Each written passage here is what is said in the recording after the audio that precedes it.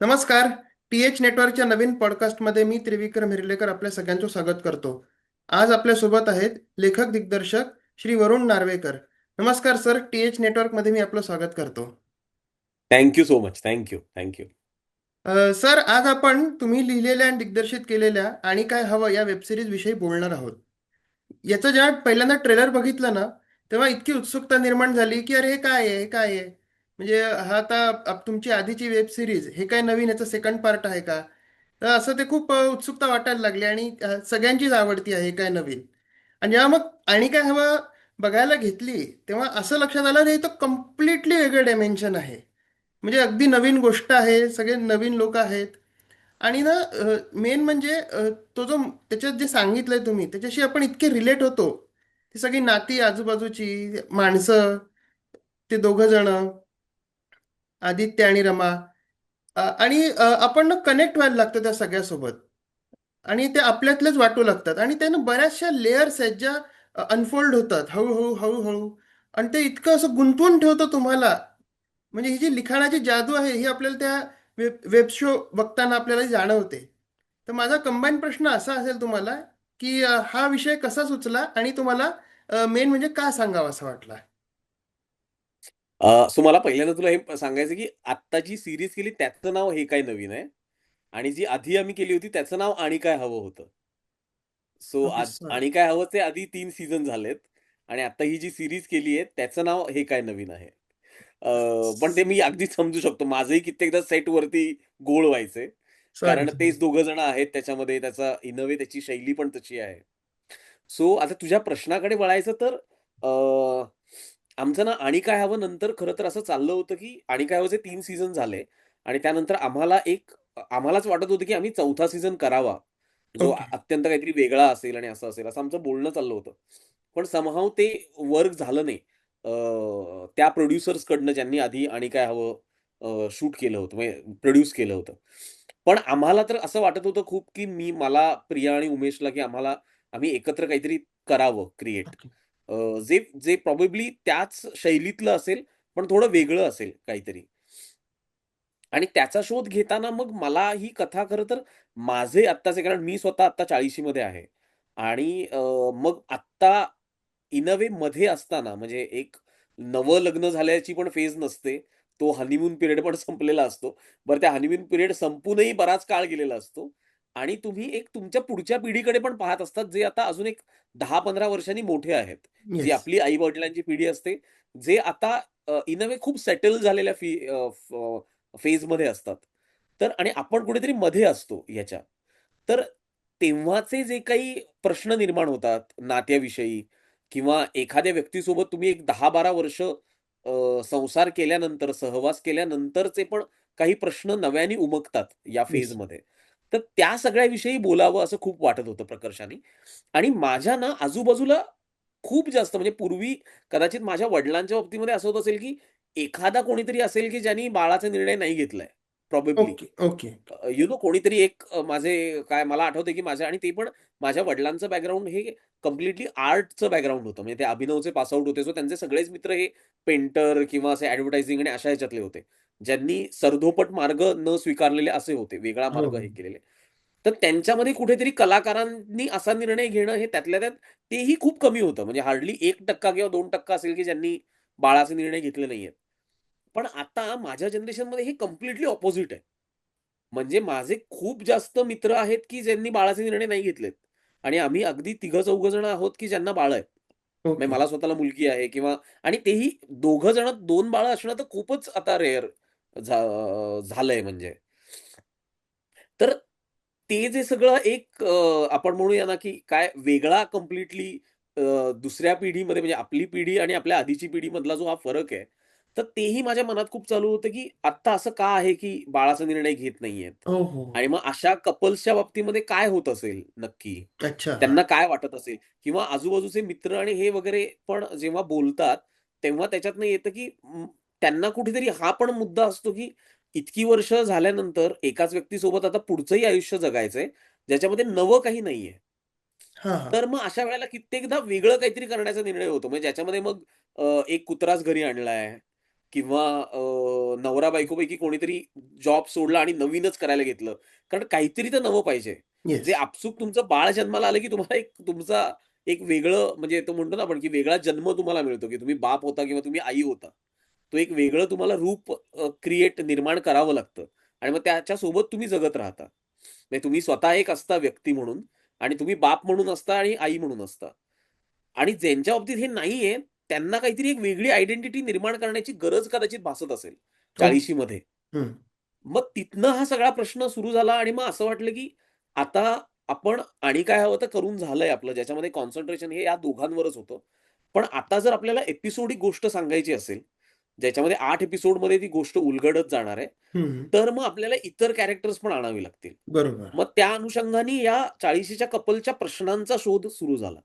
मग ओके. त्यामध्ये एक प्रश्न हा आला, की ओके बाळाचा निर्णय त्यांनी घेतला नाहीये, तर मग त्यांची पिढी आणि आधीची त्यांच्या आई-वडिलांची पिढीमध्ये काय होत असेल? अच्छा. मग एक प्रश्न आला, की असं एक सेटल्ड कपल बघितल्यावरती या कपलचं काय होत असेल? की जे एक सेटल्ड कपल आपल्याला परफेक्ट फॅमिलीसारखं वाटतं, की त्यांचं बाळ पण आहे, त्यांच्याकडे एक कुत्रं पण आहे.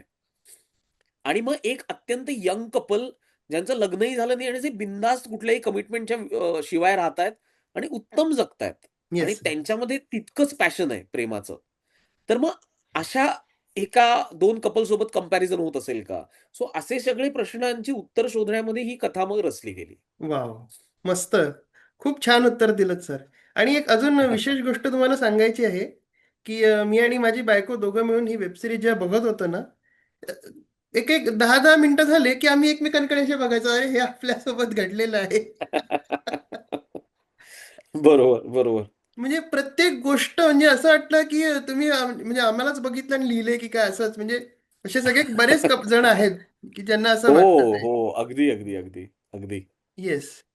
तसं खूप छान प्रकारे तुम्ही सांगितलंत. आता माझा पुढचा प्रश्न असा असेल, की पूर्ण गोष्ट ना ही रमाला म्हणजे जे पात्र प्रिया बापट यांनी साकारलेलं आहे, त्यांना मध्यस्थ ठेवून पूर्ण गोष्ट रचल्या गेलेली आहे. तर हे तुम्ही ठरवून केलेलं होतं, की जसा गोष्टीचा फ्लो आहे, प्रवाह आहे, जशी ती जात राहील तसं तुम्ही लिहत गेला आणि स्ट्रक्चरमध्ये ती गोष्ट बसवलीत. नाही तो सुरुवातीपासून जेव्हा कथा सुचली ना, तेव्हाच ते असं ठरलं होतं, की ती तिच्या अनुषंगाने तिच्या पॉइंट ऑफ व्ह्यूनीच दाखवावी आपण. अच्छा. कारण अर्थात हा माझा टेक आहे म्हणून मी म्हणतोय, की मला खूप असं वाटलं होतं, की बाळाचा निर्णय न घेणं हे स्त्रीला कदाचित खूप जास्त म्हणजे तिला जास्त त्याचे कंगोरे माहीत असतील किंवा तिच्या बाबतीमध्ये तो परिणाम अधिक होत असेल कदाचित. कारण तिनी लहानपणापासून म्हणजे जेव्हा मुलींना पिरियड्स यायला सुरुवात होते, तेव्हापासून ते कुठेतरी मनामध्ये पेरलं गेलेलं असतं, की हे बाळाच्या निर्मितीसाठी म्हणून होणाऱ्या प्रोसेसमधला हा एक भाग आहे. अच्छा. आणि ते तू जेव्हा आयुष्याची आपण 12व्या वर्षी पिरियड सुरू झाले असं जर आपण मानलं, तर त्यानंतर आता 40शी पर्यंत येऊन दर महिन्याला त्या प्रोसेसमधनं जाऊन इव्हेंच्युअली हा निर्णय घेणं आपण, की नाही मला बाळ नकोय. तर तर मग ते तितकं मला असं वाटतं, की त्या कंपॅरिझनमध्ये पुरुषांनी कधी हा विचार केलेला नसतो. अच्छा, अच्छा. कारण त्याला त्या बाबतीमध्ये, की मला काहीतरी एका बाळाला जन्म द्यायचा आहे, हा विचारच कुठेतरी मनामध्ये नसतो. हं. सो कदाचित त्याचं म्हणजे बाळाला जन्म देण्याची एक प्रोसेस आणि बाळाचं पुढे संगोपन करण्याची प्रोसेस, या दोन्हीमध्ये वडील एक वेळ संगोपनामध्ये खूप महत्त्वाची भूमिका निभावतात. पण जन्म देण्याची प्रोसेस आहे त्याच्यासाठी पुरुष हा खूपच त्याच्यातनं म्हणजे काय म्हणूया आपण त्याच्यासाठी ते अननोन टेरिटरी आहे. अगदी बरोबर. तर त्यामुळे मला असं वाटत होतं, की जर का मी बाळाच्या निर्णयाबद्दल त्यातला महत्त्वाचा मुद्दा असेल किंवा स्वतःच्या आयडेंटिटी बद्दलचा 40शी मधल्या शोधाचा प्रवास असेल, तर तो ज्याला मला जास्त स्त्रीच्या अनुषंगाने सांगायला आवडेल. अच्छा. म्हणून मग रमाच्या पॉइंट ऑफ व्ह्यूनी आपण सांगायचा प्रयत्न केला हो, हो. आणि मला ॲज अ कपल म्हणून पण मला असं वाटतं, की कित्येकदा काय होतं ना, की पुरुषाचे जे काही प्रश्न असतात ना, त्याची तुला म्हणजे तो कुठल्यातरी प्रश्नांना भेडसावतोय, त्याला काहीतरी हे होतंय, हे तुला ते खूप जास्त डिप्रेशनकडे पण जाऊ शकतं. ओके. हां, हां. पण स्त्रीसाठी काय होतं ना, स्त्रीसाठी तिचं डिप्रेशन हे तुला त्या संसारामध्ये जागोजागी तुला दिसतं. म्हणजे जर का स्त्री डिस्टर्ब असेल हां, घरामध्ये, हां. तर त्याचा त्याचा इफेक्ट तुला ब्रेकफास्ट वरती पण दिसेल. Yes, yes. त्याचा ॲक्चुअली. इफेक्ट तुला घरच्या पडद्यांवर पण दिसेल, हो, चादरींवर हो. पण दिसेल किंवा घरच्या कुंड्यांवरती पण दिसेल. हो, हो. पण पुरुष जर का डिप्रेस असेल, तर तुला त्याचा घरावरती परिणाम नाही दिसणार. अच्छा, अच्छा. त्यांच्या नात्यावर परिणाम होत असेल. पण तो अत्यंत एक वेगळ्या पद्धतीने त्याचे प्रश्न मांडत असतो किंवा सोडवायचा प्रयत्न करत असतो. हो, हो. तर त्याचा घरी इफेक्ट नाही होत किंवा इतर नातेवाईकांशी असलेल्या संबंधांवरती, मित्र-मैत्रिणींशी तो त्याचा परिणाम होत नाही. नाही, जो बरोबर. स्त्री कारण त्या सगळ्याशी जोडलेली असल्यामुळे, तिचे रिफ्लेक्शन्स हे आपल्याला त्या सगळ्यात दिसतात. आलं तर लक्षात. त्यामुळे पण मला खूप असं म्हणजे नाट्य निर्माण करण्याच्या दृष्टीने पण खूप महत्त्वाचं वाटत होतं, जर आपण रमाच्या पॉइंट ऑफ व्ह्यूमधनं गोष्ट सांगितली तर. वॉव! खूप छान सर.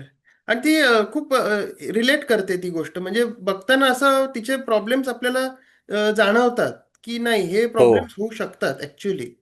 म्हणजे मी जे बोललो आधी, की लेयर्स बऱ्याच उलगडत जातात. सो बरोबर. सुरुवातीला जशी आपण ती बघत जातो, तसं तिच्यातला जो चेंज आहे, पर एपिसोडमध्ये तिच्या चेंज होत जातो.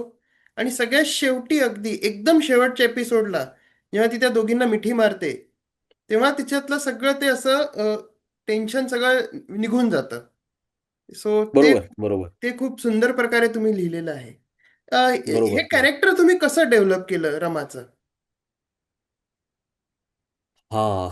खरं तर हा खूप काय म्हणूया आपण, मी पण खरं असं असं काय म्हणूया आपण त्याचं असं काही अ, रचनात्मक उत्तर नाहीये माझ्याकडे. हां, हां, हां. मी त्याच्या पुढे म्हणजे तिच्यासमोरचे प्रश्न निर्माण करून म्हणजे आपण म्हणतो ना, की एक कोडं निर्माण केलं जातं आणि त्या कोड्यातनं मग वाट सोडवत आपणच जायचं असतं. हं, हं. आता कित्येकदा काय होतं मला कायम असं वाटतं, की लेखक म्हणून मी पण खूप पूर्वीपासनं ते कोडच मुळात मी अवघड करायला घाबरायचो. कारण मला जसं वाटायचं मीच इतकं ते अवघड करून ठेवलं तर माझ्याच्यानीच ते सुटेल का? अच्छा. त्यामुळे कित्येकदा कसं होतं मग कित्येकदा काही गोष्टी आपल्याला रिलेट होत नाहीत किंवा आपल्याला त्या आवडत नाहीत किंवा बोरिंग होतात. तर तिथे कित्येकदा तेच असतं, की ते प्रश्नच जटिल निर्माण केलेले नसतात त्या कॅरेक्टरसाठी. त्यामुळे मग त्यांचा त्याच्यातनं सोडवण्याचा मार्ग पण तितका म्हणजे करमणुकीचा होत नाही. अच्छा. तर पण मी रमाच्या बाबतीमध्ये हे डेफिनिटली ठरवलं होतं, की तिचे जे प्रश्न आहेत ते इतके जटिल कॉम्प्लेक्सेस द्यायचे तिला, की तिचं ते सोडवणंच जास्त खूप इंटरेस्टिंग वाटेल लोकांना. हो, हो, हो. आणि येस, ते येस. वाटत राहील नेमकी, की बाबा ही काय आता आता काय? काय निर्णय घेणार आहे ती. वाह!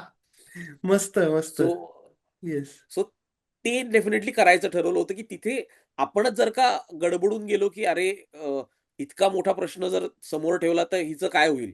तर ते अच्छा. तिचं काय होईल हे तुला विचार करून तुलाच उत्तर द्यावं लागणार आहे. Yes, yes, yes. पण त्याच्यात म्हणजे काय म्हणतो ना आपण आपल्याच मुलीसाठी पेपर सोपा काढून काय उपयोग आहे? नाही, नाही. म्हणजे अगदी मग तिची बरोबर. प्रगती होणारच नाही. हो. यातलं एक हे जे तुम्ही सांगितलं याचं उदाहरण म्हणजे तो सीन लग्नाचे कपडे जेव्हा ती घेऊन जाते सगळ्यांना आणि ते कपडे त्यांना होत नाही तेव्हा तिची जी मनस्थिती आहे तिचं जे तिच्यावर जे संकट ओढवलं असं तिला वाटतं अरे बापरे किती मोठं ब्लंडर झालं आपल्या हातून हिने आपल्याकडे एवढ्या अपेक्षेने सगळे हे शिवायला सांगितले आणि आपण सगळं आपण हे करून टाकलेलं आहे वाट लावली आहे सगळ्या कपड्यांची आणि ती त्या मुलीला एकटीला सोडून पळून निघते तिथून त्या परिसरातून हो. धावून येते. सो हे तिच्या लेअरमधलं एक आपल्याला तिचं डायमेन्शन दिसतं आपल्याला की ती कशी त्या हं. कसं तिच्यावर बर्डन आहे त्या गोष्टीचं आणि ती कशी सर्व्हाइव्ह करत आहे सगळ्या परिस्थितीमध्ये. सो ते एक अगदी, बघायला अगदी, अगदी. खूप आवडलं आणि जे तुम्ही हो. सांगितलं ते त्या सीनमध्ये दिसतं आपल्याला. तो खूप सुंदर सीन बरोबर, होता सर. बरोबर, बरोबर. या सिरीज मधला माझा सगळ्यात फेवरेट सीन कुठला असेल म्हणजे कदाचित मला असं वाटतं की तुमचाही तोच फेवरेट सीन असेल. टेबल डिस्कशन जेव्हा ती आई विचारते शुभांगी गोखलेजी विचारतात की तो फोटो का डिलीट केला. बरोबर, बरोबर, जबरदस्त सीन आहे तो. तर तो सीन बरोबर. त्याचं इन्स्पिरेशन तुम्हाला कुठून मिळालं? अ, ते ना कित्येकदा असं वाटतं बघ आपल्याला, की म्हणजे आता मी तुला लेखक म्हणून उत्तर देतोय हो, याचं हो. येस. पूर्णपणे. पण ना ते मला कायम असं वाटत होतं, की एक काहीतरी म्हणजे ते इतकं पहिल्यापासनं जे तिचं वेगवेगळ्या पद्धतीने बोलणं होतंय ना, म्हणजे आईचं कधी-कधी काळजीपूर्वक असतं. मग चिंता असते तिची. मग त्याच्यानंतर ती रागवून एकदा आपल्याशी बोलते.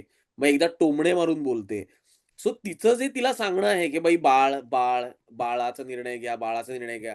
हे वेगवेगळ्या या पद्धतीतनं येतं भावनेतून. त्याचा एक सगळ्यात शेवटचा टोकाला जाणं जे असेल ना, हम्म. ते मला कायम असं वाटत होतं, की एक खणखणीत भांडण होईल त्या दोघींचं, हा हा. ज्याच्यामध्ये ही रमा फायनली तिला सांगेल, की आम्ही हा निर्णयच घेतलाय. येस. सो आता याच्यापुढे तू मला एकदाही माझ्यासमोर मुद्दा आणू नकोस, कारण माझ्याकडे त्याचं उत्तर नाहीच आहे. तर हे जेव्हा टोकाचं भांडण होईल, तर ते तिथे ती सांगेल असं मला वाटत होतं. पण लेखक म्हणून मला असं वाटत होतं, की ती टोकाचं भांडण हे अगदी एका छोट्या क्षुल्लक कारणावरनं सुरू व्हावं. येस येस, आलं लक्षात. सो त्यामुळे मी ते क्षुल्लक कारण शोधत होतो. मग त्याच्यातनं असं मिळालं, की जर का ही गौरी भेटायला आली तर. कारण ती जी गौरी आहे, तीही तिच्या एका कॉम्प्लेक्सनी हे करतीच आहे, की तिचं वर्ष झालं तिला कामच करता येत नाहीये. हो म्हणजे हो. आई-आई म्हणून आता हे मी माझ्या बायकोचं पण पाहिलंय, की तिला तिची प्रचंड कामाची आवड आणि हे होती. पण बाळ झाल्यानंतर ती वर्ष, दीड वर्ष काहीच करू शकली नाही. सो तिचं कधीतरी व्हायचंच, की यार मला जरा बाहेर जाऊ दे ना. मला बेसिक शॉपिंगसाठी तरी जाऊ दे ना. मला जरा माझं बाळ बाजूला ठेवायचंय बाबा. असं एका पॉइंटला होतं. तर मग ते गौरीचं एक पात्र मिळालं होतं. मग असं ठरलं, की जर का गौरीला हे कळलंय, की रमाचा असा बिझनेस आहे आणि हिला पण काम ती मिस करतीये, तर मी ती घरी येईल ते बघायला.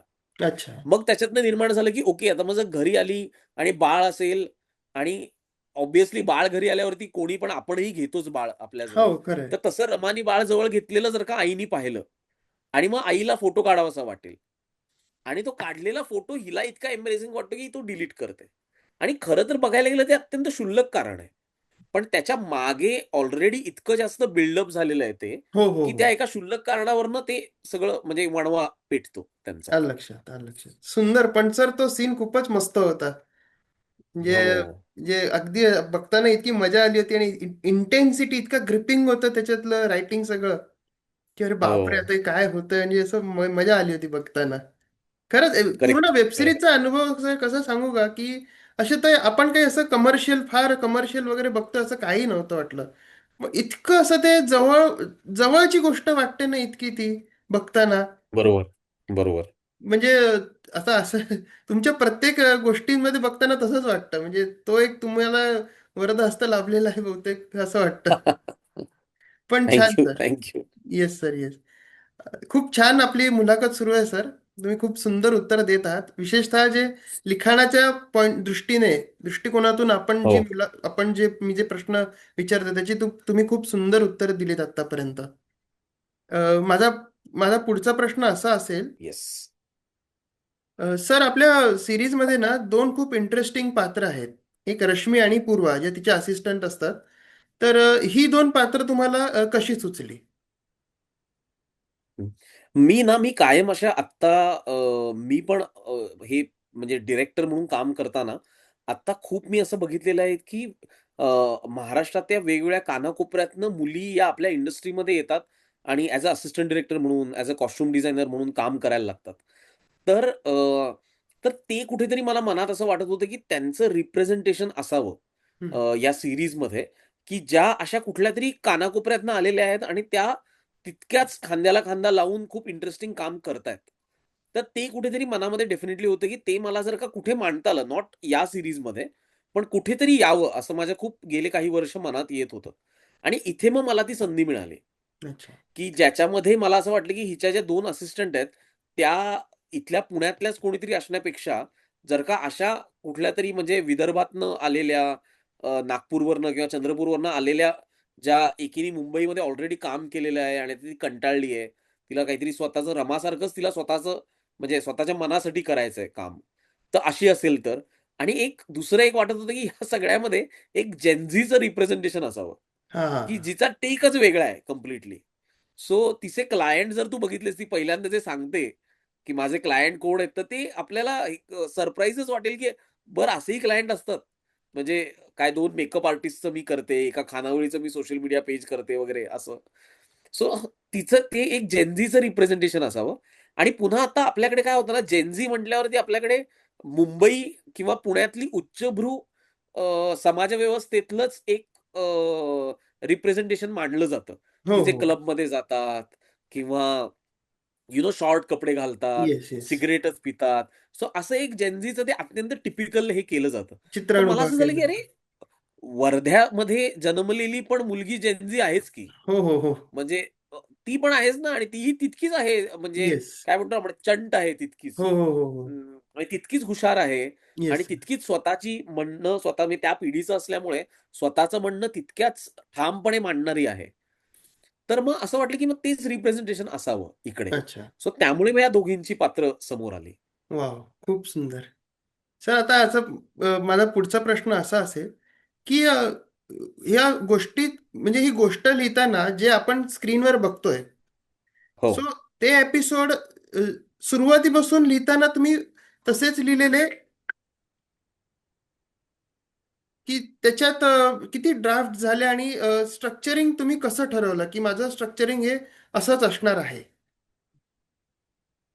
याचं ना आम्ही एक सुरुवातीला आपल्याला कारण आता आम्ही एका म्हणजे झी सारख्या एका ओ-टी-टी प्लॅटफॉर्मसाठी झी5 साठी केलेलं असल्यामुळे आम्हाला ते त्यांना एक आपल्याला सबमिट करताना एक बीट शीट सबमिट करावी लागते. ओके. म्हणजे फर्स्ट एपिसोडचा एक डायलॉग ड्राफ्ट असतो हां, हां. आणि उरलेल्या 7 एपिसोडची बीट शीट असते, हां, की हां. ज्याच्यामध्ये तू एक म्हणजे बीट शीट इज असं पकड, की प्रत्येक एपिसोडचे एक 8-9 सीन्स हे तुला 4-5 ओळींमध्ये लिहिलेले असतात. आलं लक्षात. येस. सो अशी एक बीट शीट तुला तयार करावी लागते.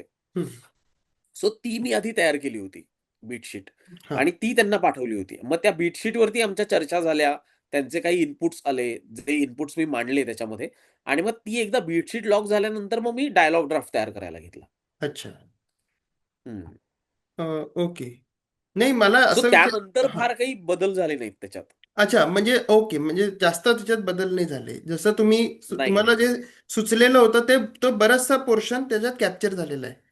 बरोबर. म्हणजे तू असं पकड, की फार तर हा जो आत्ता आम्ही शूटसाठी गेलो तो तिसरा ड्राफ्ट असेल. अच्छा, ओके. नाईस. Very nice. आणि हो. असं मग मला असं विचारायचं आहे, की असं काही राहिलंय का जे तुम्हाला सांगायचं होतं, पण ते तुम्हाला लिहिता नाही आलं किंवा जमलं नाही म्हणण्यापेक्षा तुम्हाला खूप आवडलंय ते, ते मला वेब सिरीजमध्ये ठेवायचं आहे, पण ते मॅच नाही होते कुठे. त्यामुळे तो सीन ऑड वाटतोय. असं काही कुठला सीन आहे का? अ, ॲक्चुअली नाही रे, आम्ही बरंच कारण याचं स्क्रिप्ट बरंच मोठं होतं. So okay. आम्ही बऱ्याच गोष्टी शूट नाही करू शकलो अच्छा, अच्छा. किंवा आम्ही त्या चेंज केल्या.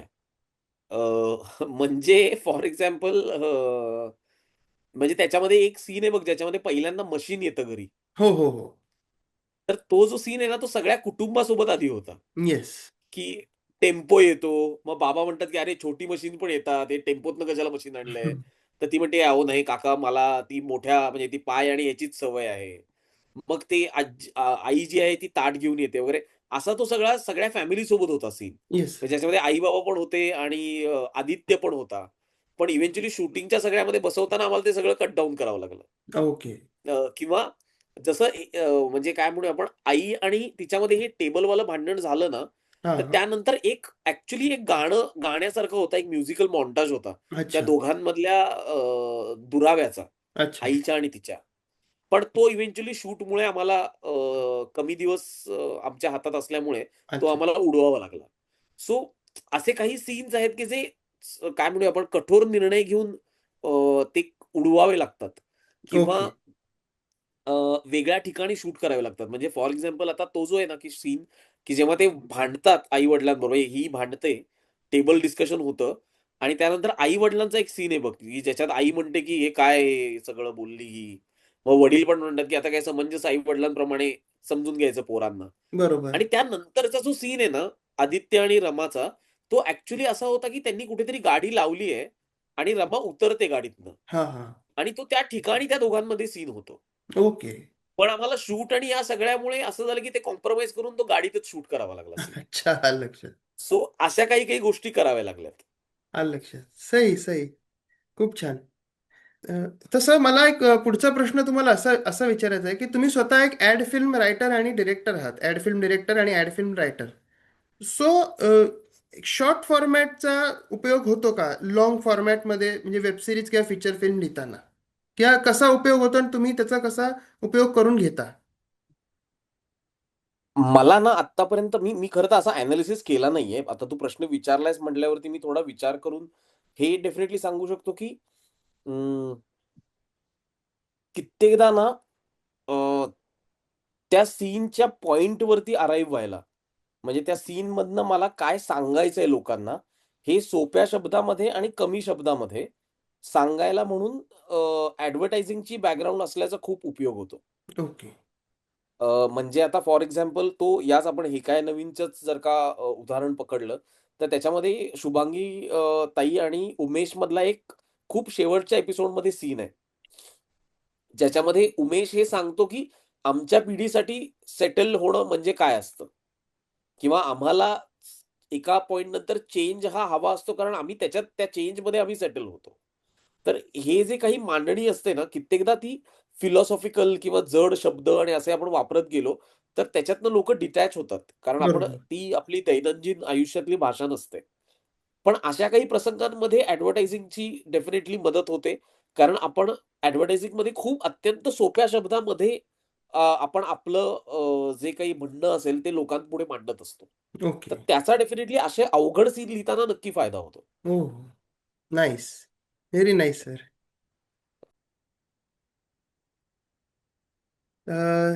आपल्या सर खूप सुंदर गप्पा झाल्या. तुम्ही खूप छान उत्तर दिली प्रत्येक प्रश्नाची. आता आपण आपल्या मुलाखतीच्या शेवटच्या टप्प्याकडे येत आहोत. तर हो.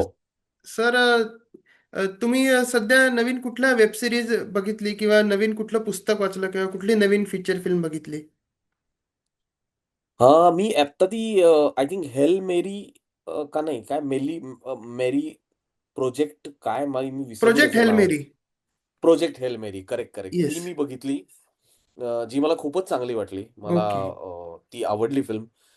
तिघी मी बघितली हो. थिएटरमध्ये, जी मला खूपच भावली ती फिल्म. अजून आत्ता खरं लेटेस्ट म्हणशील तर हे 2च खरं तर मला आत्ता जे आठवतंय ते हे 2च आहेत, अच्छा, की जे अच्छा. मला खूप चांगले वाटले होते. अ, बाकी मी जुन्या फिल्म्स पुन्हा-पुन्हा पाहत असतो, पण त्या अशा म्हणजे त्या खूपच आहेत, की ओके. जे आपण म्हणू शकतो, की ज्या अशा लेजेंडरी फिल्म्स असतात ना, त्या कायम मी पुन्हा-पुन्हा पाहतो. कारण आपल्याला प्रत्येक वेळेला काही ना काहीतरी त्या सीन्समधनं किंवा ह्याच्यातनं आपल्याला शिकता येतं. Yes, yes. पण आत्ता या आहेत 2 फिल्म्स. येस. नाईस. छान. अ, सर, आता आपण आपल्या शेवटच्या टप्प्याकडे आलेलो आहोत. हो. खूप छान उत्तरं दिलीत तुम्ही. खूप फ्रेश म्हणजे खूप छान उत्तरं दिलीत तुम्ही. खूप शिकायला मिळालं तुमच्या उत्तरातून. तुम्ही ज्या प्रकारे तुमच्या लिखाणाची प्रोसेस आम्हाला कळली, की तुम्ही कसा विचार करता, कसं लिहिता, कॅरेक्टर्सचं बरोबर. इन्स्पिरेशन तुम्हाला कसं लोकांना ऑब्झर्व करून मिळतं किंवा तुम्हाला जे सांगायचं आहे ते व्यवस्थित मुद्देसूदपणे सोप्या शब्दात कसं लिहायचं आणि कसं मांडायचं हे सगळं आम्हाला या मुलाखतीतून कळलेलं आहे. त्याबद्दल तुम्ही इतक्या आवर्जने आणि ऊर्जेने सांगितलं ते आणि तुम्ही आलात आमच्या पॉडकास्टवर खूप छान वाटलं. सर, तुम्हाला काही सांगायचं आहे का पॉडकास्टविषयी किंवा मुलाखतीविषयी तुमचे काही तुमचं काय मत आहे? नाही, मलाही खूप छान वाटलं गप्पा मारून. कारण मला एक खूप महत्त्वाचं तुझ्याबद्दल सांगावसं वाटेल ॲज अ होस्ट म्हणून. मला असं वाटलं की तू खूप छान प्रकारे वेळ देतोस समोरच्या व्यक्तीला बोलण्यासाठी म्हणून. सो नाहीतर कित्येकदा काही ठिकाणी असं होतं की इंटरव्ह्यूजमध्ये थोडंसं बोलल्यानंतरच तो समोरचा जो इंटरव्ह्यू घेणारा आहे, तो कट करतो आणि त्याचा पुढचा प्रश्न हे करतो. सो त्यामुळे कित्येकदा बोलताना ती लिंक तुटते. येस पण सर. मला असं वाटतं की तू खूप समजून घ्यायचा प्रयत्न करतोस आणि ते तू जो वेळ देतोस ना, त्याच्यातून ते जाणवतं, की तू फक्त ऐकत नाहीयेस. तू आम्ही जे बोलतो आहे, ते तू समजून घ्यायचा प्रयत्न करतोयस. सो जी एक मला खूप वेगळी आणि महत्त्वाची बाजू तुझी वाटते. Yes sir. माझं म्हणजे मी आता असं माझं हेच मी ऑब्झर्व केलं ॲक्च्युली इतर लोकांच्या गोष्टी बघून, की अ, जो आपला पाहुणा असतो ना गेस्ट, त्याला बरंच काही बोलायचं असतं आणि हो. अगदी जो ते मुख्य स्रोतात तो आलेलाच असतो, की एक खूप महत्त्वाची गोष्ट तो सांगणार आहे. इतक्यात समोरचा कट करतो आणि नवीन प्रश्न विचारतो. हो. त्यामुळे बरोबर आहे, समोरच्याची लिंक बरोबर आहे. तुटते. तर मी असं ठरवलं होतं, की बोलू द्यायचं. कारण माझा जो प्रश्न आहे त्याच्या अवतीभोवतीच सगळ्या गोष्टी त्या असतात. आता आपण काय लगेच असं नाही ना, रोबोट नाही होत ना, की हा हे आले, कमांड आली, हा प्रॉम्प्ट आलाय, हे घे उत्तर. आपण विचार करतो, उत्तर देतानाच विचार करतो. सो ते एक असतं, म्हणजे त्या प्रकारे आपण तो पॉडकास्ट करतो आणि आपले पॉडकास्ट कसे लेखकांसाठी विशेषतः असतात किंवा जे हं. येऊ उद्याचे होऊ पाहणारे लेखक आहेत सो त्यांना ही अशी मोठी उत्तरं ना ते मग त्याच्यात आपल्याला काय उपयोगाचं आहे किंवा हे ते शोधत असतात. सो म्हणून मी असं थांबवत नाही किंवा असं मी अडवत नाही कोणाला किंवा नवीन प्रश्नाची घाई बरोबर. करत नाही. तुम्ही बघितलं असेल की आपण खूप कमी प्रश्न विचारलेत, पण तेच असतं की तुम्ही ज्या प्रकारे उत्तरं दिली आहेत की तुम्ही अगदी कमी प्रश्नांमध्ये बऱ्याच उत्तरं दिलेली आहेत आणि इतकी छान स्ट्रक्चर्ड आन्सर्ड होती तुमची की सगळंच कळलंय आता. आणि आता ही वेबसिरीज मी परत एकदा बघणार आहे. तुम्ही ज्या प्रकारची उत्तरं दिलीत ना त्या प्रकारे म्हणजे एक नवीन बरोबर. पर्स्पेक्टिव्हने आपण ते बघू शकू आणि आपला जो पॉडकास्ट बघतील लोक ते पण परत ही वेबसिरीज बघतील आता की त्यांनाही आता नवीन गोष्टी कळलेल्या आहेत वेबसिरीज बद्दल. सर तुमच्याशी बोलून खूप छान वाटलं. एकदा फक्त आपल्या प्रेक्षकांना TH नेटवर्कला सबस्क्राईब करायची आणि हा व्हिडिओ लाईक करायची आणि त्याच्यावर कमेंट करायची प्लीज एकदा काय म्हणतात हो. घोषणा कराल का प्लीज. हो. सो या आमच्या गप्पा तुम्हाला कशा वाटल्या हे आम्हाला नक्की कळवा. TH नेटवर्कच्या या व्हिडिओला, इतरही व्हिडिओजना लाईक करा आणि जर का तुम्ही इथे नवीन असाल, तर या चॅनलला सबस्क्राईब करा आणि कमेंट्समध्ये आम्हाला कळवा, की आमच्या गप्पा तुम्हाला कशा वाटल्या. Thank you sir, thank you so much. Thank you. Thank you so much. Yes. चला तर मी त्रिविक्रम हिरलेकर तुम्हा सगळ्यांची रजा घेतो. तुम्हाला पॉडकास्ट आवडला असल्यास प्लीज चॅनलला सबस्क्राईब करा आणि व्हिडिओला लाईक करा आणि कमेंट करायला विसरू नका. भेटूया पुढच्या पॉडकास्टमध्ये. तोपर्यंत थँक्यू.